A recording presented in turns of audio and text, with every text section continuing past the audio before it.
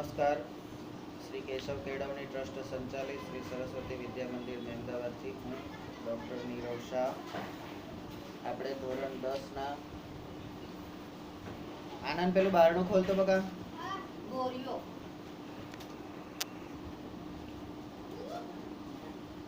નમસ્કાર. તે ચાલુ જ હતું.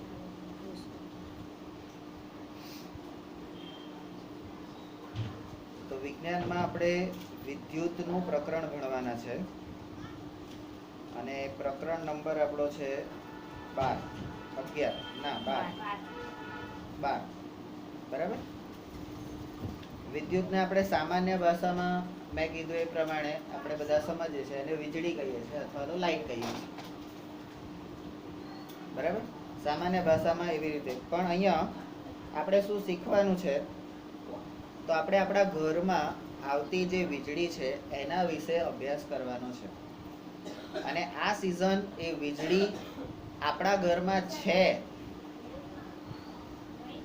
આપણા ઘરમાં વિદ્યુત પ્રવાહ વહે છે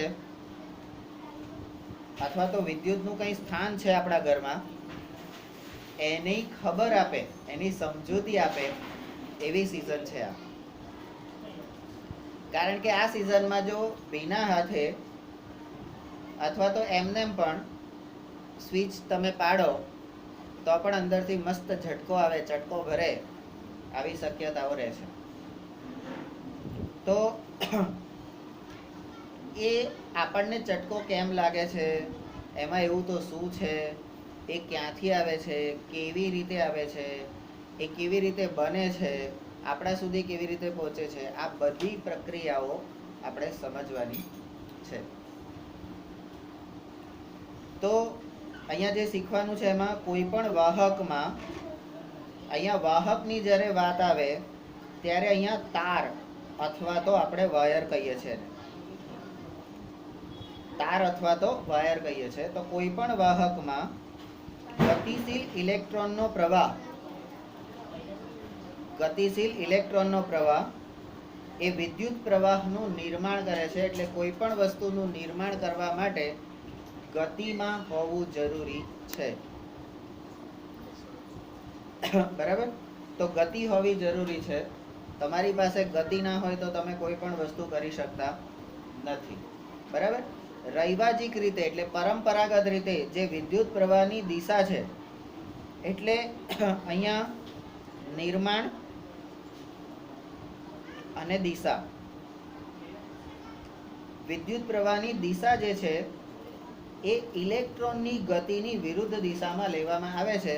ઇલેક્ટ્રોન જો ઘડિયાળના કાંટાની દિશામાં ફરતો હોય ઇલેક્ટ્રોન, તો આપણો વિદ્યુત પ્રવાહ એ ઇલેક્ટ્રોનની વિરુદ્ધ દિશા એટલે ઘડિયાળના કાંટાની વિરુદ્ધ દિશામાં ફરતું હોય, બરાબર. આ રીતે એની દિશા નક્કી કરવામાં આવે છે. નંબર 2, વિદ્યુત પ્રવાહનો એસઆઈ એકમ એ એમ્પિયર છે. એસઆઈ એકમ સ્ટાન્ડર્ડ ઇન્ટરનેશનલ યુનિટ. એસઆઈ એકમ એટલે સ્ટાન્ડર્ડ ઇન્ટરનેશનલ યુનિટ, બરાબર. અને આપણે ક્યાં શીખ્યા હતા, તો ગતિના પ્રકરણમાં આપણે જ્યારે વાત કરતા હતા ત્યારે ગતિના પ્રકરણમાં આ બધા યુનિટ્સ, એકમો, આનો એસઆઈ એકમ, ઝડપનો એસઆઈ એકમ, વેગનો એસઆઈ એકમ, સ્થાનાંતરનો, આ બધા એકમો આપણે એ ચેપ્ટરમાં ભણ્યા હતા. ક્યારે ભણ્યા હતા ભાઈ? 9મા ધોરણમાં, બરાબર. અને જ્યારે એ ભણાવતા હતા ત્યારે આપણે ભણતા હતા ના, એમની રીલ ઉતારતા હતા, મસ્તી કરતા હતા, બરાબર. યાદ છે ને? હવે કોઈ વિદ્યુત પરિપથમાં ઇલેક્ટ્રોનને ગતિમાં લાવવા માટે આપણે કોષ અથવા તો બેટરીનો ઉપયોગ કરીએ છીએ. એટલે અહીંયા કીધું કે ઇલેક્ટ્રોનની ગતિ એ વિદ્યુત પ્રવાહ ઉત્પન્ન કરે છે. તો કે આ ઇલેક્ટ્રોનને ગતિમાં કોણ લાવે છે?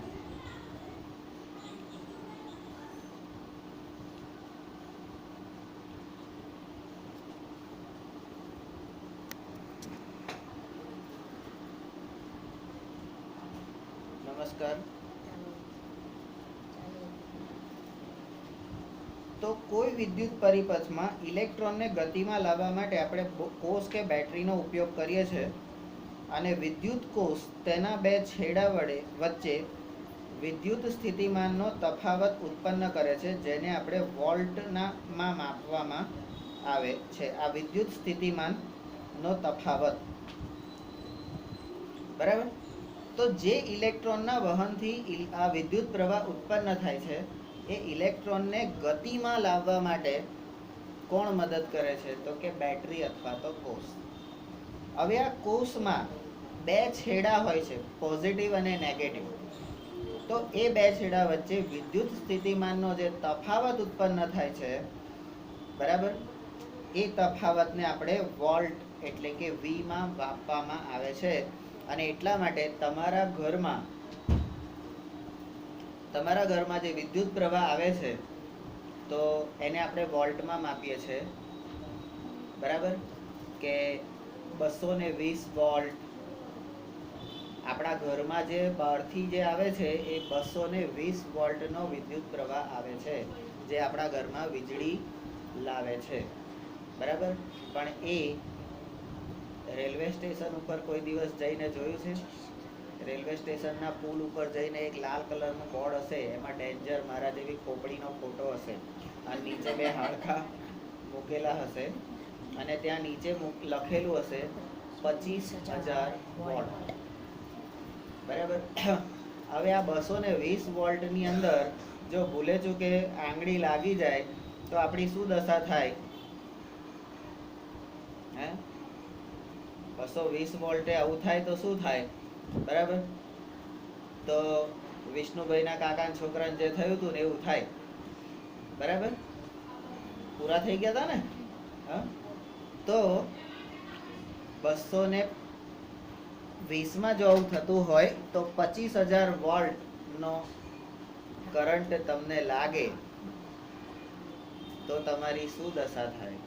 તો કે કશું ના થાય ગુરુજી, અમે તો રેલવેની છત ઉપર ચડી અને વાયરને આમ પકડી લઈએ, અને અમે પકડીએ ને જેવા એવા કોલસો બની જઈએ. બોલો, છે તાકાત તમારા? પકડતાની સાથે આપણે કોલસો બની જઈએ. અને કોલસો એ બળતણમાં ઉર્જાના સ્ત્રોત છે, એટલે બળતણમાં વપરાય ને ભાઈ. તો આપણે તો બળતણ બની ગયા, ફાયદો થઈ ગયો ને. જતા જતા કોકને ફાયદો કરતા ગયા. અને ચૂલો ચલાવવો હોય તો કોલસા બારવા પડે ને. અવરોધ એવો ગુણધર્મ છે કે જે કોઈ પણ વાહકમાં ઇલેક્ટ્રોન પ્રવાહને અવરોધે છે, અને જે વિદ્યુત પ્રવાહના મૂલ્યને નિયંત્રિત કરે છે. અને અવરોધનો SI એકમ એ ઓમ છે. અને ઓમને આ જે સંજ્ઞા છે એ સંજ્ઞાને ઓમેગા કહીશું. ઓમેગા, આ જે ઘોડાની નાળ જેવી સંજ્ઞા છે એને લ્યા. તો અમાર વિશાલને વાંધો આવે એ કે ગુરુજી આ ઘોડાના નાળ જેવી સંજ્ઞા નથી. આ કઈ છે?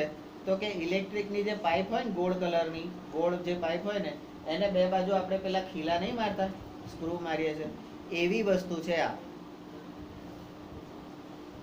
તો એને ક્લેમ્પ કહીશું. શું કહીશું?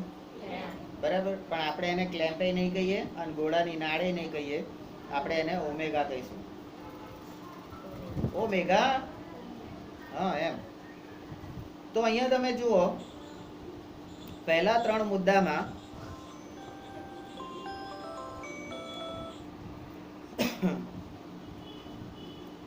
હવે તમે જોઈ શકો છો કે પહેલા 3 વિધાનમાં તમને સર્જન કરવાનું કીધું. વિદ્યુત પ્રવાહ ઉત્પન્ન કરવા માટે ઇલેક્ટ્રોનને ગતિમાં લાવો, ઇલેક્ટ્રોનને ગતિમાં લાવવા માટે કોષ જોડો, અને કોષને આમ કરો તેમ કરો. એ કોષના બે છેડા વચ્ચે જે તફાવત ઉત્પન્ન થાય છે એને વોલ્ટ કહેવામાં આવે છે. અને વિદ્યુત પ્રવાહને આપણે વોલ્ટમાં માપીએ છીએ, બરાબર છે. હવે એનો અવરોધ, એટલે તમને એવું થાય કે સાલું એક બાજુ એમ કે સારું કામ કરો, પછી કે એક સ્ટોપ, અવરોધ. એક બાજુ ચાલુ કરવાનું કે ગતિમાં લાવો, અને ગતિમાં મસ્ત આવી ગયા, વિદ્યુત પ્રવાહ વહેવા લાગ્યો, તો કે હવે અવરોધ કરો, બસ.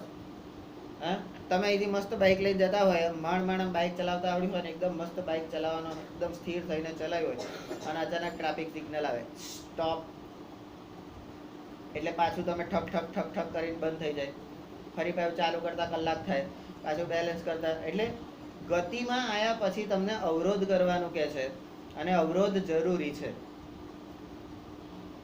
અવરોધ જરૂરી છે એટલા માટે જ આપણે ભણવાનો છે કે અવરોધ એક એવો ગુણધર્મ છે જે વાહકમાં ઇલેક્ટ્રોનનો પ્રવાહ જે વહે છે ને એને અવરોધે છે અને એના મૂલ્યને નિયંત્રિત કરે છે. ફૂલ પ્લેસમાં એને જવા દેતો નથી. બરાબર. અને અવરોધનો એસઆઈ એકમ ઓમેગા છે. ઓમનો નિયમ કોઈને યાદ હોય, વેકેશનમાં આપણે ઉપર વિજ્ઞાનની લેબ ગોઠવી હતી. એમાં એક ઓમ એપરેટસ લાકડાનું બોક્સ હતું. એની અંદર 2-3 ચકેડા હતા અને વાયર જોડવાના હતા. ઓમ એપરેટસ વિદ્યુત પ્રવાહ પ્લગ નાખીને કરવાનો હતો અને કયા કાંટા કેટલા ફરે છે એ જોવાનું હતું. આપણે જોયું હતું, યાદ છે ના? તો એ વસ્તુ હવે જોવાની. બરાબર. ઓમનો નિયમ શું કહે છે? અવરોધકનું તાપમાન અચળ રહેતું હોય તો કોઈ અવરોધકના 2 છેડા વચ્ચેનો વિદ્યુત સ્થિતિમાનનો તફાવત એ તેમાંથી પસાર થતા વિદ્યુત પ્રવાહના સમપ્રમાણમાં હોય છે. હવે જે તમને રોકવા વાળો હોય, અવરોધ કરવા વાળો, તમને કોઈ પ્રેમથી એમ કે રોકાઈ જાઓ, બંધ થાવ, તો તમે થાવ? કારણ કે તમે તો ઇલેક્ટ્રોન છો. અને અસ્તવ્યસ્ત ગતિ કરવા વાળા લોકો છો. ઇલેક્ટ્રોનનું મૂળ ગુણધર્મ શું છે? મૂળભૂત ગુણધર્મ અસ્તવ્યસ્ત ગતિ કરવા વાળો છે. એને સુરેખ ગતિમાં લાવવા માટે પણ બળ લગાડવું પડે છે. તો પ્રેમથી તમે માનો એવા છો નહીં, તો અવરોધ જે કરે એ ગુસ્સામાં બોલે તો તમે અવરોધાવ, નહીં તો અવરોધાવ. અવરોધ ત્યારે જ આવે ને. તો અવરોધનું તાપમાન એ અચળ રહેતું હોય તો અવરોધના 2 છેડા વચ્ચેનો વિદ્યુત સ્થિતિમાનનો જે તફાવત છે એ તેમાંથી પસાર થતા વિદ્યુત પ્રવાહના સમપ્રમાણમાં છે. એટલે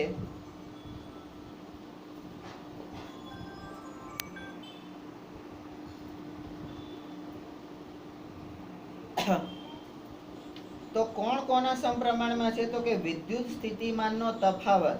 હવે વિદ્યુત સ્થિતિમાનનો તફાવત એટલે શું? તો કે V. વિદ્યુત સ્થિતિમાનનો તફાવત વોલ્ટમાં મપાય એટલે V. અને કોના સમપ્રમાણમાં છે? તો કે વિદ્યુત પ્રવાહ. અને વિદ્યુત પ્રવાહને આપણે શું કહીએ છીએ? I. વિદ્યુત પ્રવાહને શું કહીએ છીએ? I. કેમ E ના કહેવાય?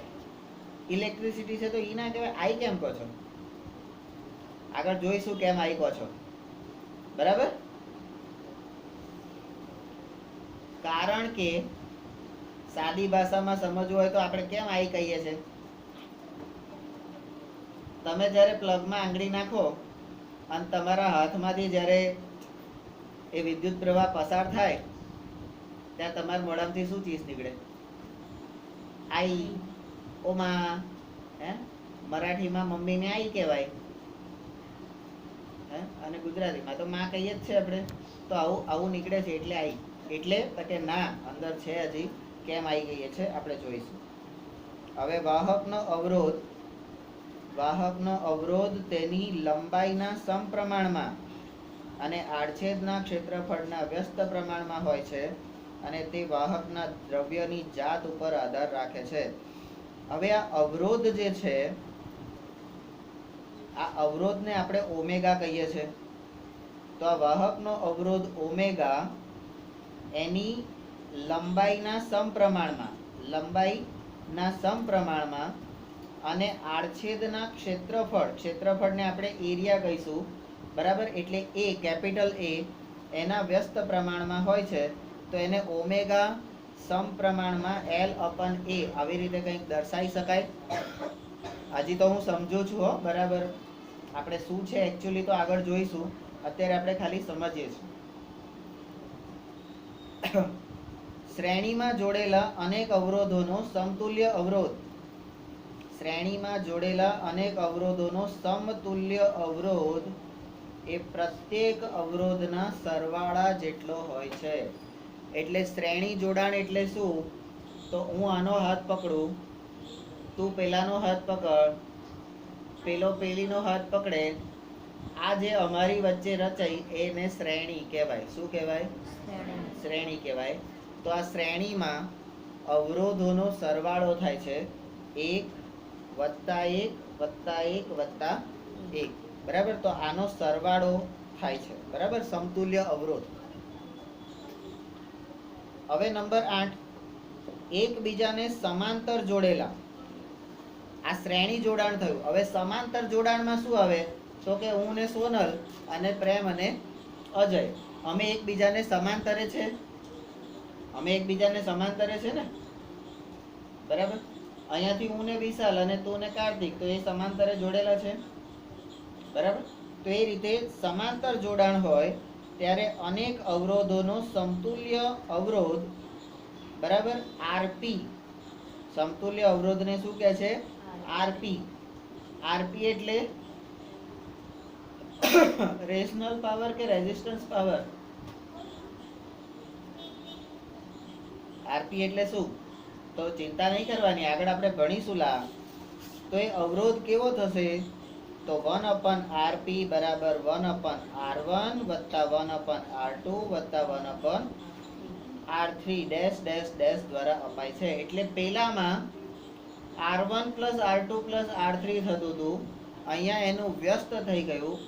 સમાંતર જોડાણમાં એનું વ્યસ્ત થઈ ગયું 1/r1 પ્લસ 1/r2. સરવાળો તો કરવાનો પણ એના વ્યસ્તનો ઇન્વર્સ, ઊંધો, માઇનસમાં. બરાબર? નંબર 9, અવરોધમાં વ્યય થતી વિદ્યુત ઉર્જા નીચે મુજબ અપાય છે. W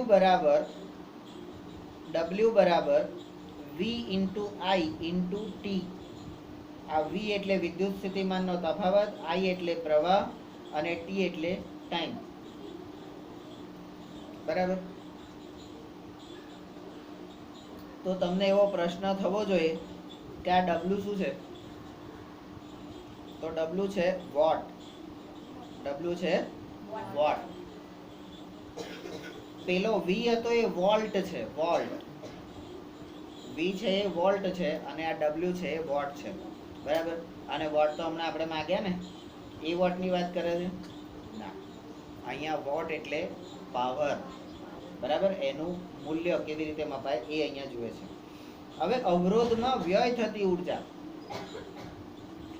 તમે મસ્ત રીતે આમ સરસ 40 ની કે 50 ની સ્પીડે આમ સરસ એક ધારી સ્પીડે જતા હોય અને પિક્ચરનું મસ્ત ગીત ગાતા હોય. કયું ગીત ગાતા હોય? મેરે સપનો કી રાની કબ આએગી તું. અને આગળ ટ્રાફિક વાળો આવી કે એ ઉભો રે. તો તમારા રૂટીનમાં અચાનક અવરોધ આવે છે,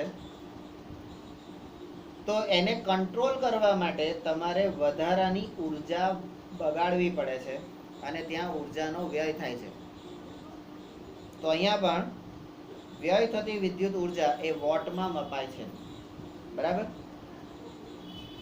નંબર 10, પાવરનો એકમ વોટ છે.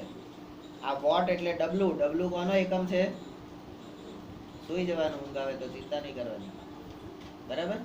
W કોનો એકમ છે? પાવરનો એકમ છે. બરાબર? તો પાવર એટલે વોટ.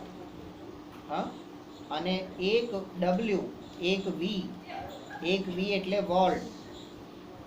1 વોલ્ટના વિદ્યુત સ્થિતિમાનના તફાવત હેઠળ 1A, A એટલે એમ્પિયર, A એટલે એ વિદ્યુત પ્રવાહ વહે છે ત્યારે 1 વોટ પાવર વપરાય છે. બરાબર? આપણે કેટલા વોટ, આપણે દિવસ દરમિયાન કેટલા યુનિટ ઉર્જા વાપરી, આ લાઇટ પંખો આપણે વાપરીએ છીએ, આખા દિવસમાં આપણે કેટલા રૂપિયાનું વાપરીએ છીએ એની કોઈ ગણતરી કરી ખરી? તો કરવી જોઈએ ને. તો જ તમને ખબર પડે ને કે ભાઈ આ વપરાય કે ના વપરાય. અને આપણે અહીંયા એટલું બધું આપીએ છીએ કે જેથી આપણે આ બધો ફેસિલિટી ભોગવવાની એમ.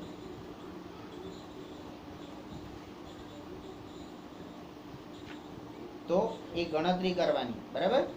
ચલો 11, હવે વિદ્યુત ઉર્જાનો વ્યાપારિક એકમ આ વિદ્યુત ઉર્જાનો વ્યાપારિક એકમ કિલોવોટ અવર છે, kWh.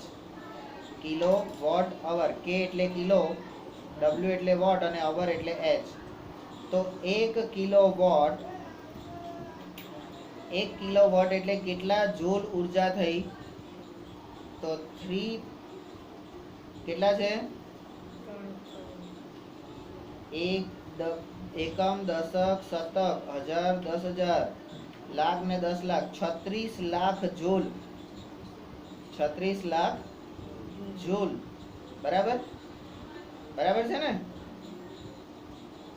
અને એને દશાંશ ચિહ્નમાં જોઈએ તો શું છે?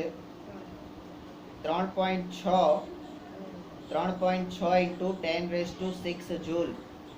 હવે અહીંયા તમને આ પ્રશ્ન થવો જોઈએ કે અહીંયા તો 5 જ મીંડા છે, તો આ છઠ્ઠું મીંડું આવ્યું કેવી રીતે?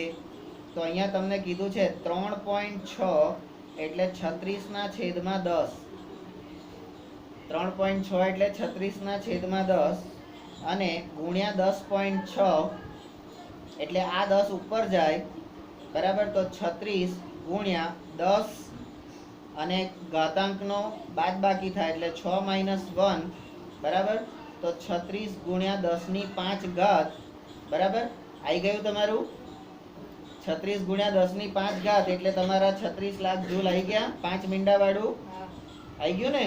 એ કેવી રીતે આવ્યું એ આપણને ખબર પડવી જોઈએ. બરાબર? અહીંયા 3.6 ઇન્ટુ 10⁶ કર્યું છે, તો 3.6 કર્યું છે એટલે પણ 36 રાખ્યું હોય તો 10⁵.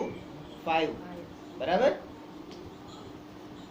તો આ રીતે આ પ્રકરણ એટલે કે વિદ્યુતનું જે પ્રકરણ આપણે ભણવાનું છે, એટલે વિદ્યુતના પ્રકરણમાં મોટા ભાગે આપણે 4 વસ્તુ ભણવાની છે. એક તો વિદ્યુત પ્રવાહ I,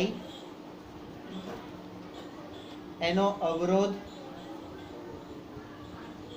વિદ્યુત સ્થિતિમાન V, અવરોધ ઓમેગા, વિદ્યુત સ્થિતિમાનનો તફાવત V, પાવર P જે આપણે વોટમાં મપાશે અને પાવરનું મૂલ્ય. હવે અવરોધ જ્યારે ભણીશું તો અવરોધના પ્રકાર શ્રેણી અને સમાંતર, અને એમાં સમતુલ્ય અવરોધ એટલે જેટલા પણ વાયર જોડેલા હોય સર્કિટમાં એનો સરવાળો કરવાનો કે એનો વ્યસ્ત કરવાનો, એ આપણે જોવાનું છે. બરાબર? તો પ્રકરણ થોડુંક લાંબુ પણ છે અને અત્યારે સમજવાનું એટલા માટે છે કે જો અહીંયા આગળ આંગળી નાખો તમે અહીંયા, તો તમને ખબર પડે કે ભાઈ વિદ્યુત પ્રવાહ નામની કોઈ વસ્તુ આપણા ઘરમાં છે. બરાબર? ટ્રાય મારવો હોય તો તમે મારી શકો છો. બરાબર? ચલો, પ્રસ્તાવના. વિદ્યુતનું આધુનિક સમાજમાં મહત્વપૂર્ણ સ્થાન છે. હવે અત્યારના આધુનિક સમાજમાં આ વિદ્યુત વગર ક્યાંય ચાલવાનું નથી, વીજળી વગર ક્યાંય ચાલવાનું નથી. હવે તો પાછા કમ્પ્યુટર ને સ્માર્ટ ક્લાસ ને એ બધું થઈ ગયું એટલે તમારે લાઈટ તો જોઈએ. લાઈટ તો પાવર તમારા ઘરમાં ના હોય તો એ ચાલે નહીં. બરાબર? અને આપણા ઘરમાં લાઈટો જાય અને પાછી આવે તો આપણે શું કહીએ છીએ? એ લાઈટ આવી. પણ એ લાઈટ આવે છે? તમારા ઘરમાં શું આવે છે? વિદ્યુત, વીજળી. કોણ આવે છે? વિદ્યુત કે વીજળી આવે છે. તો આધુનિક સમાજમાં એનું સ્થાન મહત્વપૂર્ણ છે. તે ઘરોમાં, શાળાઓમાં, હોસ્પિટલોમાં તથા અન્ય સ્થળે વિવિધ ઉપયોગો માટે નિયંત્રિત કરી શકાય તેવી અને સુવિધાજનક ઉર્જાનું એક રૂપ છે. સુવિધાજનક ઉર્જાનું એક રૂપ છે. બરાબર? કારણ કે એક પ્રકારની શક્તિ છે કે જે તમને પ્રકાશ આપે છે. બરાબર?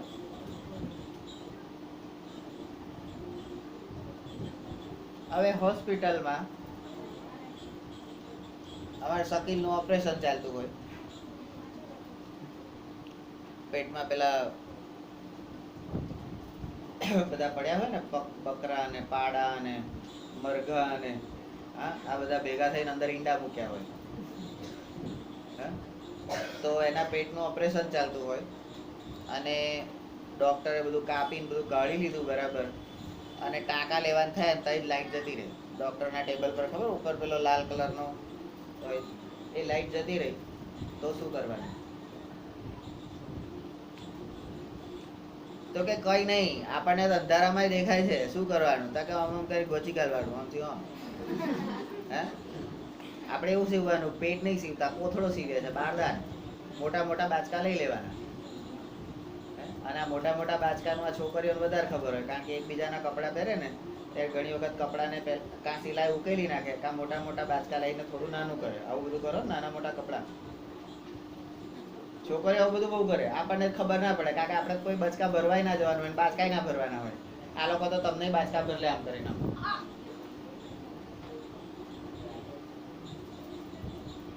બખ્ખા બખ્ખા ભરવાના પેલા મોટા મોટા સોય દોરાથી, બરાબર. તો વિદ્યુત શાનાથી બને છે એક પ્રશ્ન છે, અને પરિપથમાં તે કેવી રીતે વહે છે? તો વિદ્યુત બને છે કેવી રીતે અને એ વહે છે કેવી રીતે, આ બે પ્રશ્નો આપણે જોવાના છે. અને ત્રીજું, કયા પરિબળો એવા છે કે જે પરિપથમાં વહેતા વિદ્યુત પ્રવાહનું નિયંત્રણ અથવા તો નિયમન કરે છે? એટલે અવરોધ, નિર્માણ, વહન અને અવરોધ. એટલે તમારા શરીરમાં જેમ સર્જન કરતા લોકો આપેલા છે ને વિનાશ કરતા લોકો આપેલા છે, બરાબર, રક્ષક કોષો પણ આપેલા છે ને ભક્ષક કોષો પણ શરીરમાં આપેલા છે, એવી જ રીતે આ ભૌતિક વિજ્ઞાનમાં પણ રક્ષક અને ભક્ષક બે જોડે જ આપેલા છે, બરાબર. નિર્માણે શીખવાનું, અવરોધે શીખવાનું, એટલે આપણે બે વસ્તુ શીખવાની. એટલે પછી બહાર જઈને કોઈ તમને પૂછે કે ભાઈ ત્યાંને કેમ માર્યું, ત્યાં સ્કૂલમાં આવું શીખવાડે છે, તો તમારે શું કહેવાનું? સ્કૂલમાં તો નહીં શીખવાડતા, પણ અભ્યાસક્રમમાં આવું શીખવાડતા હતા,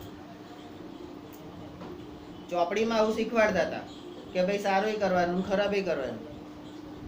પણ ખરાબ કોણ જોડ કરવાનું અને સારું કોણ જોડ કરવાનું? તો બધા જોડ સારું કરવાનું, પણ કોક તમારું કરે તો એને કરી નાખવાનું.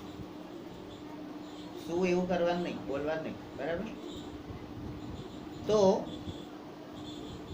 નંબર 4, પ્રસ્તુત પ્રકરણમાં, એટલે આ પ્રકરણમાં આપણે આ પ્રશ્નના ઉત્તર આપવાનો પ્રયત્ન કરીશું. આ ત્રણેય પ્રશ્નનો ઉત્તર આપીશું. તો આ પ્રકરણમાં મૂકને યાર, તારી ભાવના લાગણી સારી છે, પણ અત્યારમાં નહીં પીવું, બરાબર. અને આ કોક આપણને અડીએ ચડાવે એટલે આપણે અડી ચડી નહીં જવાનું, બરાબર. આ તો બધા એવા જ હોય, એની પોતાની તાકાત નહીં કે કશું કરી શકે, કાં વિશાલને કે તને અડી જ કરશે, બરાબર. કોશિશ નહીં તો, બરાબર. ખાલી તાર બેઠા બેઠા આમ કર્યા કરવાનું. હા એમ. તો પ્રસ્તુત પ્રકરણમાં આ ત્રણ પ્રશ્નનો, એટલે વિદ્યુત પ્રવાહ કેવી રીતે ઉત્પન્ન થાય છે, એ પરિપથમાં કેવી રીતે વહે છે, અને કયા પરિબળો એનું નિયંત્રણ અથવા તો નિયમન કરે છે, એટલે એને અવરોધે છે, બરાબર. નંબર 5, આપણે વિદ્યુત પ્રવાહની ઉષ્મીય અસર, એટલે હજી આ પ્રકરણમાં બીજું શું ભણવાનું છે? તો વિદ્યુત પ્રવાહની ઉષ્મીય અસર અને તેની ઉપયોગિતા,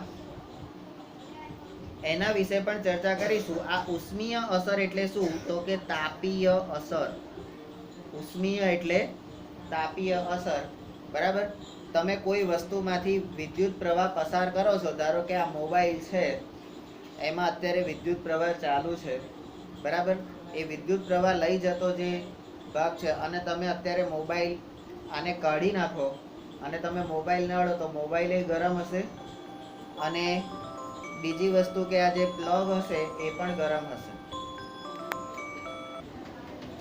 હવે આપણે પહેલા બે પ્રશ્નોનો ઉત્તર આપણે જોઈએ છે. વિદ્યુત પ્રવાહ શેનાથી બને છે અને વિદ્યુત પરિપથ, એટલે વિદ્યુત પ્રવાહ અને પરિપથ, આ બેનો આપણે અભ્યાસ કરીએ છીએ. વિદ્યુત પ્રવાહને શું કહે છે? Electric current, electric current. અને પરિપથને શું કહે છે? સર્કિટ, મુન્નાભાઈ MBBS માં હોય છે ને સર્કિટ, એ સર્કિટ હે એક બેડ લેકે આ, હવે હોસ્પિટલમાં મોટો દઈને બેડ લઈને આવે છે, બરાબર. તો વિદ્યુત પ્રવાહ અને સર્કિટ વિશે આપણે ભણીશું. નંબર 1, આપણે હવાના પ્રવાહ અને પાણીના પ્રવાહ, હવાના પ્રવાહ અને પાણીના પ્રવાહ એનાથી આપણે પરિચિત છીએ. નંબર 2, આપણે જાણીએ છીએ, શું જાણીએ છીએ કે વહેતા પાણીથી નદીમાં પ્રવાહ રચાય છે. અહીંયા તમને તમારા બીજા પ્રશ્નનો ઉત્તર તરત મળી જશે. વહેતા પાણીથી પાણીમાં પ્રવાહ બને છે, તો વિદ્યુતમાં પણ પ્રવાહ વહેતો હોવો જોઈએ. વહેતો હોય એને જ પ્રવાહ કહેવાય, જે સ્થિર હોય એને પ્રવાહ કહેવાય નહીં. બરાબર.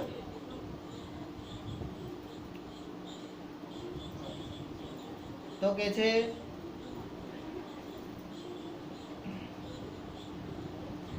આ જ રીતે વાહકમાંથી, અને મેં તમને આગળ કીધું વાહક એટલે શું, તો કે તાર અથવા વાયર.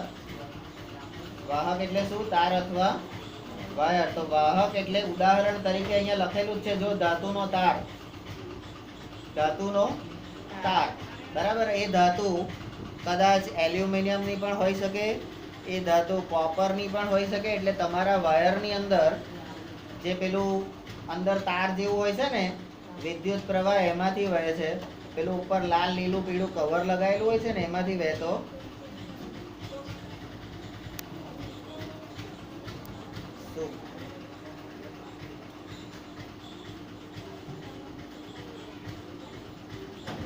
તો આપણે વાયરની ઉપર જે કવર હોય છે એને શું કહેવાય? એનેમલ. શું કહેવાય? એનેમલ. અને એ વાયરની ઉપર તમે તમારા અમુક જાડા વાયર હોય ને, તો તમે એ વાયરમાં જોજો, એની ઉપર એક સોલ્યુશન લગાડેલું હોય છે. તમારો વાયર હોય ને એની પર પણ એક અવરોધક સોલ્યુશન લગાડેલું હોય છે, અને એની પર પછી આ વાયરની પ્લાસ્ટિકની પટ્ટીઓ હોય છે, પેનલ. બરાબર. તો એ જે સોલ્યુશન લગાડેલું હોય છે ને, એને ઇન્સ્યુલેટર એવું કહેવામાં આવે છે. બરાબર. આપણે અહીંયા તમારે આવશે તો જોઈશું, નહીં તો આટલું તો જોવાનું. તો વાહકમાંથી એટલે કે વિદ્યુત ધાતુના તારમાંથી વિદ્યુત ભાર વહેતો હોય ત્યારે આપણે કહી શકીએ કે વાહકમાં વિદ્યુત પ્રવાહ છે.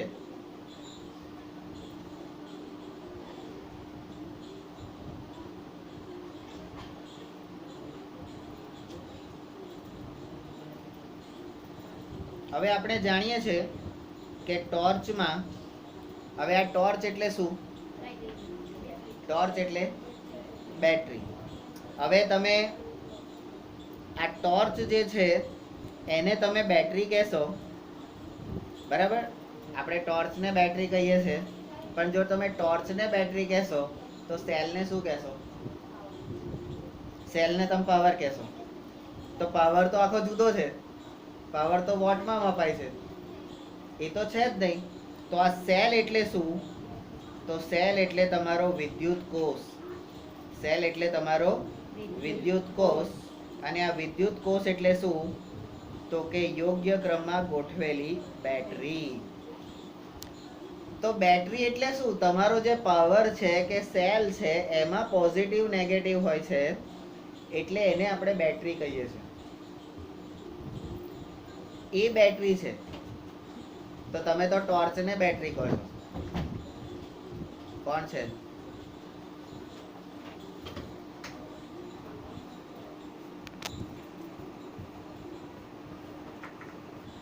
તો સાલું આપણે ટોર્ચને બેટરી કહેતા હતા લા, પણ ટોર્ચને બેટરી કહેવાય?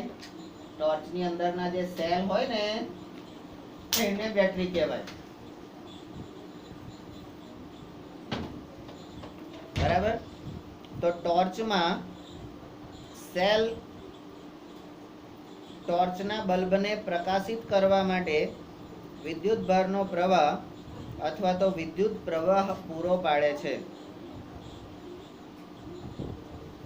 આપણે એ પણ જોયું કે ટોર્ચ ત્યારે જ પ્રકાશ આપે છે જ્યારે સ્વિચ, આ સ્વિચને આપણે શું કહીએ છીએ વિજ્ઞાનની ભાષામાં? કોડ. પણ ગુરુજી આ કોડ એટલે તો બુદ્ધિ. હે, અમને ગુજરાતીમાં તો એવું શીખવાડ્યું તો અમારા માસ્તરોએ, અમારા સાહેબોએ, કે કોડ એટલે તો બુદ્ધિ. તો આ સ્વિચ એટલે બુદ્ધિ? કોડ એટલે બુદ્ધિ તો સ્વિચ એટલે પણ બુદ્ધિ. તો એ કોડ એ બુદ્ધિનું કામ કરેલું છે, સ્વિચ એ બુદ્ધિનું કામ કરેલું છે. બરાબર? કે જો કોઈ પ્રવાહ ડાયરેક્ટ વહેતો હોય, બરાબર, તો એ ગમે ત્યારે ગમે તેને નુકસાન કરી શકે છે. પણ બંધ ચાલુ કરવાની જે બુદ્ધિ હોય ને, કે ભાઈ જરૂર ના હોય ત્યારે બંધ કરી દેવાનું, તો એને બુદ્ધિ વાપરી જ કહેવાય ને. એટલે બુદ્ધિ વાપરી કહેવાય કે નહીં? તો એટલે એને કોડ કહે છે. બરાબર? અને કોડ ચાલુ એટલે કે ઓન. હે, હવે ગુરુજી અહીંયા અમને પ્રોબ્લેમ છે. હા, અમે ઇંગ્લિશમાં ભણતા હતા ને, તો અમારા ઇંગ્લિશના સાહેબ એવું કીધું હતું, ઓન એટલે ઉપર. ઓન એટલે ઉપર અને સ્ટાર્ટ એટલે ચાલુ. ઓન એટલે ઉપર અને સ્ટાર્ટ એટલે ચાલુ. હવે તમે અહીંયા આગળ એવું શીખવાડો છો અમને કે ઓન એટલે ચાલુ. અમારે શું સમજવાનું? અમારે શું સમજવાનું? તો ભાઈ ઇંગ્લિશમાં તમે જે ભણ્યા એ, ગુજરાતીમાં તમે જે ભણ્યા એ, પણ વિજ્ઞાનમાં ઓન એટલે ચાલુ, ઓન ઓફ. વિજ્ઞાનમાં ઓન ઓફ. બોલો. ઓન, સ્વિચ ઓન કરવાથી વિદ્યુત પ્રવાહ પસાર થાય છે અને બેટરીનો બલ્બ જે છે ને એ પ્રકાશ આપે છે. અને બલ્બ એટલે ગોળો. અરે ગુરુજી યાર, અહીંયા વર્તુળમાં આપણે ખબર છે પૃષ્ઠફળ અને ઘનફળમાં તમે કહેતા હતા ગોળો એટલે ગોળ, પેલો ઘન, અને અહીંયા તમે ગોળો એટલે બલ્બ કહો છો. યાર તમે જે હોય ને ક્લિયરલી ભણાવો. શું અમારે શીખવાનું છે? ભાઈ વિજ્ઞાનમાં બલ્બ એટલે ગોળો. બરાબર? નંબર 5. હવે સ્વિચ શું કાર્ય કરે છે? આપણી આ જે સ્વિચ ચાલુ બંધ કરવાની એ શું કાર્ય કરે છે? તો કે સ્વિચ વિદ્યુત કોષ એટલે કે સેલ તથા બલ્બ વચ્ચે વાહક કડી પૂરી પાડે છે. એ બંને વચ્ચે જે ગેપ હોય છે એ ગેપને એ પૂરું કરી દે છે. બરાબર? અને નંબર 6, વિદ્યુત પ્રવાહ સતત અને બંધ માર્ગને, વિદ્યુત પ્રવાહના સતત અને બંધ માર્ગને વિદ્યુત પરિપથ કહે છે. તો આ તમારી વિદ્યુત પરિપથની વ્યાખ્યા આવી. હવે આ વિદ્યુત પ્રવાહનો જે માર્ગ હોય ને, એમાં વચ્ચે કોઈ જગ્યાએ કટ મૂકેલો ના હોય, છૂટો મૂકેલો ના હોય. એ સતત એટલે આખો હોય અને બંધ હોય. આ વિદ્યુત પ્રવાહ બંધ હોય. હે, તમે ખુલ્લે આમ બે વાયર જોઈન કરો, અમુક લોકો કરતા હોય છે, પણ એ કેટલું રિસ્કી છે? એ રિસ્કી છે. બરાબર? તમે આ બધા વાયરો જે છે, હવે પેલા અંદરથી કોપરનો જે ધાતુનો તાર હોય, એ તારના બે છેડા આમ સીધા આમ એ તાર જ પકડીને આમ જોઈન્ટ કરી દો તો શું થાય? કાં તમે નહીં ને કાં તાર નહીં, કાં તમે નહીં કાં તાર નહીં, બેમાંથી એક જ વસ્તુ થાય ને. બરાબર? તો એ બંધ પરિપથ છે, બંધ માર્ગ છે. બરાબર? હવે જો આ પરિપથ કોઈ સ્થાનેથી તૂટી જાય, આ વિદ્યુત પરિપથ કોઈ સ્થાનેથી તૂટી જાય, એટલે આપણે ઘણી વખત નહીં કહેતા વાયર કપાઈ ગયો છે, વાયર કરપાઈ ગયો છે, આમ પેલું વાંકો ચૂકો થઈને આમ બહુ વળ આવતો હોય તો સહેજ એને કટ આવી જાય. તો એવા સ્થાને તો ટોર્ચની સ્વિચ બંધ કરવામાં આવે છે. બરાબર? તો વિદ્યુત પ્રવાહ વહેતો બંધ થઈ જાય અને બલ્બ પ્રકાશિત થતો નથી. એટલે આ સ્વિચનું મહત્વ શું છે? તો સ્વિચ ચાલુ હોય તો વિદ્યુત પ્રવાહ વહે, અને વિદ્યુત પ્રવાહ વહે તો બલ્બ પ્રકાશિત થાય, અને સ્વિચ બંધ હોય તો વિદ્યુત પ્રવાહ વહેતો બંધ થઈ જાય. વિદ્યુત પ્રવાહ વહેતો બંધ થઈ જાય અને આપણને બલ્બ પ્રકાશિત થતો નથી. બરાબર? અને આ સ્વિચ હોય છે ને, સ્વિચ તમને બહારથી એવું લાગે કે આ આમ પેલી કાટખૂણા જેવી છે. બરાબર? પણ એ સ્વિચની અંદરની સાઈડ ક્યારે જોયું છે? પાછળની સાઈડે. એ સ્વિચની પાછળની સાઈડે જોયું છે ખરું? તો એમાં છે ને આ રીતના ઝેડ બનાવતો એક પરિપથ હોય છે, બરાબર. ઉપર તમે વાયર જોડો, નીચે વાયર જોડો, બરાબર. હવે જ્યારે તમે સ્વિચ આમ પાડશો ને એટલે આ નીચેનો વાયર આની જોડે જોડાઈ જશે. આ પરિપથ હવે સીધો થઈ જશે, હે. અને બંધ કરશો ને ત્યારે આ ખુલી જશે. ખુલી ગયો એટલે હવે છૂટો થઈ ગયો, કનેક્શન છૂટું થઈ ગયું. અને બંધ કરશો એટલે ચાલુ કરશો એટલે આ જોડાઈ જશે. એટલે હવે એક લાઈનમાં સતત થઈ ગયું, સીધું જ. એટલે જોડાઈ ગયું તો લાઈટ થશે, છૂટો કરી દેશો તો નહીં, બરાબર. આ રીતે થાય છે.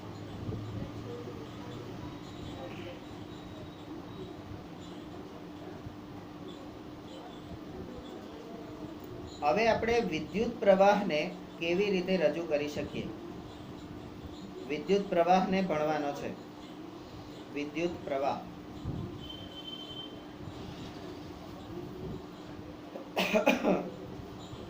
આપેલ આડછેદ એટલે કે ક્ષેત્રફળમાંથી એકમ સમયમાં વહેતા વિદ્યુત ભારના જથ્થાને વિદ્યુત પ્રવાહ તરીકે ઓળખાય છે. તો આ શું થઈ એની વ્યાખ્યા? એને બીજા શબ્દોમાં કહીએ તો વિદ્યુત ભારના વહનના દરને વિદ્યુત પ્રવાહ કહેવામાં આવે છે. હવે ઉદાહરણ તરીકે ધાતુના તારમાંથી, એટલે પ્રક્રિયા શું થાય છે? ધાતુના તારમાંથી પ્રક્રિયા બનેલા વિદ્યુત પરિપથમાં વિદ્યુત ભારના પ્રવાહની રચના, આ વિદ્યુત ભારનો જે પ્રવાહ રચાય છે એ રચે છે કોણ? તો કે ઇલેક્ટ્રોન કરે છે. તો વિદ્યુત ભાર એટલે વિદ્યુત પ્રવાહની રચના કોણ કરે છે? તો કે ઇલેક્ટ્રોન કરે છે, બરાબર. પરંતુ જ્યારે સૌથી પહેલા વિદ્યુતની ઘટના જોવા મળી કે આ વીજળી થઈ, ત્યારે ઇલેક્ટ્રોન વિશે કોઈ જાણકારી નહોતી. આપણે તો બે વાયર ભેગા કરી દીધા અને બલ્બ પ્રકાશિત થઈ ગયો. આપણે એટલું જ ખબર હતી.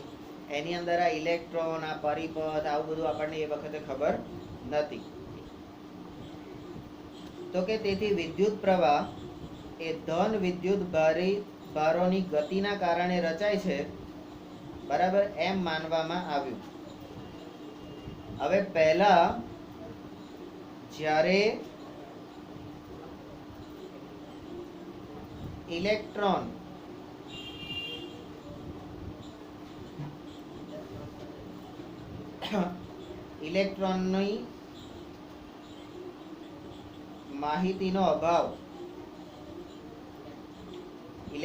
માહિતીનો અભાવ હતો, ત્યારે આ વિદ્યુત પ્રવાહ એ ધન વીજભારની ગતિના કારણે રચાય છે એવું આપણે કહેતા હતા અને એવું માનવામાં આવતું હતું. પછી કહે છે આ ધન વીજભારોની ગતિની દિશાને, હવે આ ગતિ તો ખરી, હવે ગતિની દિશા, તો આ ધન વીજભારોની ગતિની દિશાને આ વિદ્યુત પ્રવાહની દિશા, એટલે આ વિદ્યુત પ્રવાહની દિશા એના તરીકે લેવામાં આવતી હતી. F પછી G.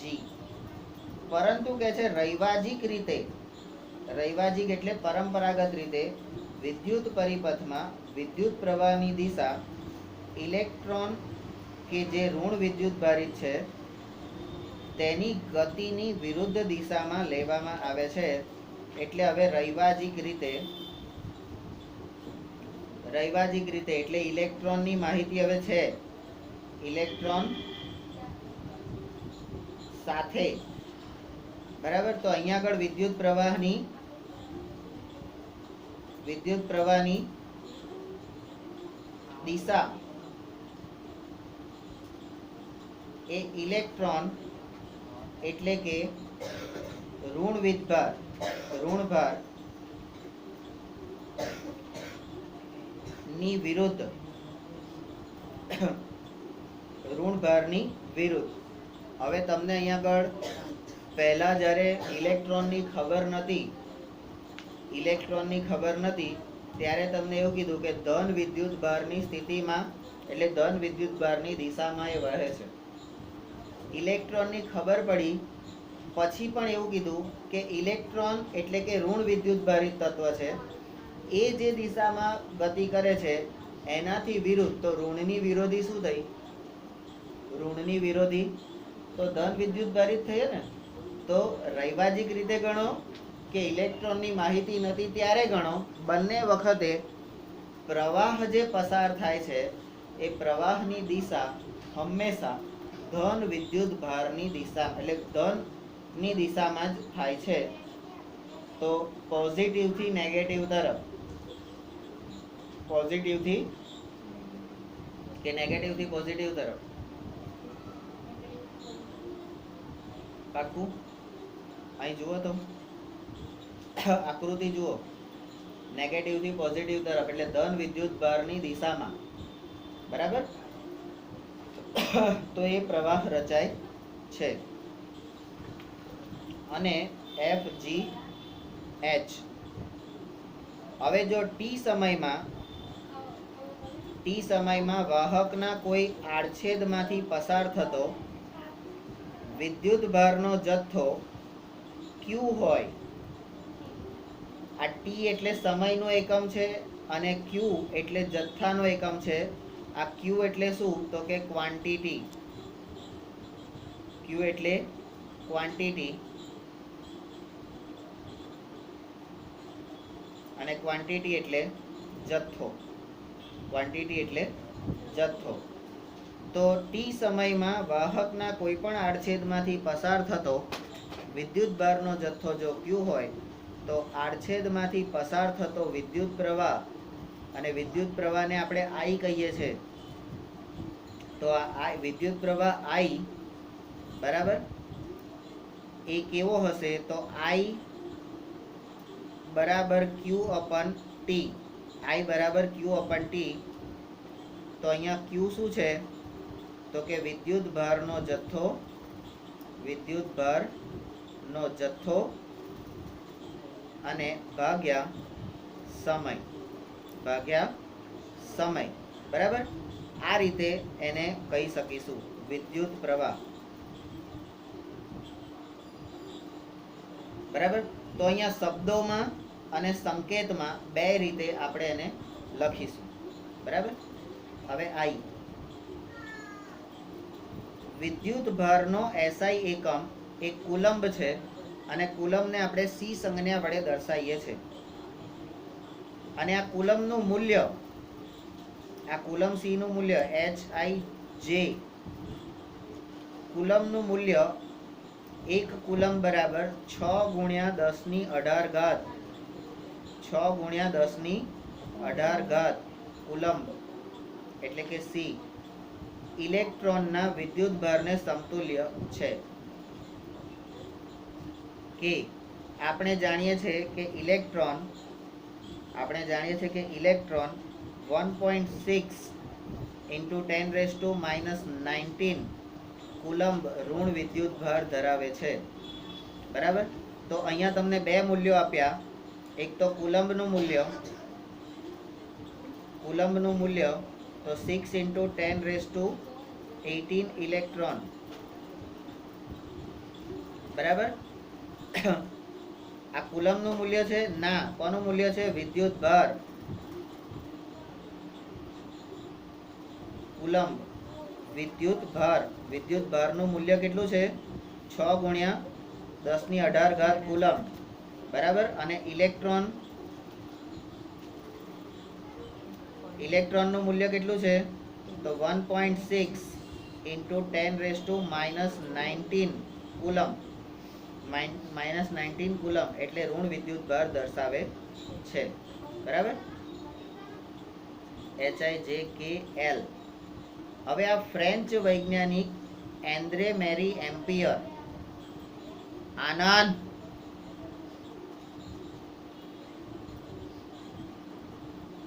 ફ્રેન્ચ વૈજ્ઞાનિક એન્દ્રે મેરી એમ્પિયર 1775 થી 1836 એટલે 1775 માં જન્મેલા અને 1836 માં અવસાન પામેલા. આ એન્દ્રે મેરી એમ્પિયરના નામ ઉપરથી આ વિદ્યુત પ્રવાહના એકમને એમ્પિયર એ કહેવામાં આવે છે. 1 એમ્પિયર વિદ્યુત પ્રવાહની રચના 1 એમ્પિયર વિદ્યુત પ્રવાહની રચના 1 સેકન્ડમાં 1 કુલમ વિદ્યુત ભારના વહનથી થાય છે. એટલે કે એનું સૂત્ર એમ પછી એન એટલે કે સૂત્ર તો 1 એમ્પિયર બરાબર 1 કુલમ ભાગ્યા 1 કુલમ ભાગ્યા 1 સેકન્ડ 1 કુલમ ભાગ્યા 1 સેકન્ડ એટલે એમ્પિયર. અહીંયા શબ્દોમાં લખું તો એમ્પિયર બરાબર કુલમ ભાગ્યા સમય એટલે સેકન્ડ. કુલમ ભાગ્યા સેકન્ડ બરાબર. એ નાના વિદ્યુત પ્રવાહને એટલે એનાથી પણ નાના હોય તો એવા વિદ્યુત પ્રવાહને મિલી એમ્પિયર કહેવામાં આવે છે. અને મિલી એમ્પિયરને 1 ma બરાબર 10⁻³ એમ્પિયર એવું કહેવામાં આવે છે બરાબર. અથવા તો મિલી એમ્પિયર પછી માઇક્રો એમ્પિયર. તો અહીંયા જે આ મ્યુ છે, આજે અહીંયા યુ જેવું દેખાય છે ને એને આપણે મ્યુ કહીશું. મ્યુ મ્યાઉ નહીં હો, મ્યુ. તો 1 મ્યુ એ બરાબર 10⁻⁶ એમ્પિયર રજૂ કરવામાં આવે છે. અને HIJKLM N હવે O પરિપથમાં વિદ્યુત પ્રવાહ માપવા માટેના સાધનને એ મીટર કહેવામાં આવે છે. એટલે માપવા માટેનું સાધન એને એ મીટર કહેવામાં આવે છે. O પછી P. જે પરિપથમાં વિદ્યુત પ્રવાહ માપવો હોય તેમાં એ મીટરને હંમેશા શ્રેણીમાં જોડવામાં આવે છે. હંમેશા શ્રેણીમાં જોડવામાં આવે છે બરાબર. અને P પછી Q. આકૃતિ 12.1 માં એક લાક્ષણિક વિદ્યુત પરિપથની રેખાકૃતિ એટલે આકૃતિ દર્શાવેલ છે. એની અંદર જેમાં એક સેલ, એક વિદ્યુત બલ્બ, એ મીટર અને કળ જોડેલી છે બરાબર. અહીંયા નોંધો Q પછી PQR. અહીંયા નોંધો કે પરિપથમાં વિદ્યુત પ્રવાહ એ સેલના, હવે વિદ્યુત પ્રવાહ કેવી રીતે વહે છે જો આપણે ધનથી ઋણ કહેતા હતા કે ઋણથી ધન કહેતા હતા બરાબર. તો ધન છેડાથી ઋણ છેડા તરફ, ધન છેડાથી ઋણ છેડા સુધી બલ્બ અને એમીટરમાં થઈને પસાર થાય છે. તો વિદ્યુત પ્રવાહ કેવી રીતે ધનથી ઋણ તરફ, એટલે જે મોટી લાઈન છે એ ધનની છે. તમે અહીંયા પરિપથમાં જુઓ તો મોટી લાઈન ધનની છે, નાની લાઈન માઇનસની છે. તો ધનથી ઋણ તરફ એ જાય છે, ધનથી ઋણ તરફ. તો આખા આ ટોપિકમાં આપણે શું ધ્યાન રાખવાનું છે? તો આપણે આખા ટોપિકમાં વિદ્યુત પ્રવાહની વ્યાખ્યા, એક મુદ્દો. વિદ્યુત પ્રવાહની વ્યાખ્યા 2 રીતે છે, બીજા શબ્દોમાં પણ કીધેલું છે. એટલે 2 રીતે એની વ્યાખ્યા લખવાની. પછી કે છે વિદ્યુત પ્રવાહની રચના કેવી રીતે થાય છે. પછી વિદ્યુત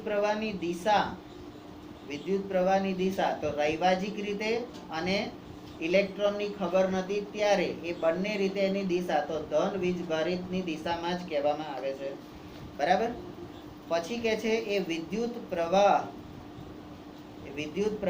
શોધવા માટેનું સૂત્ર તો I બરાબર Q/T.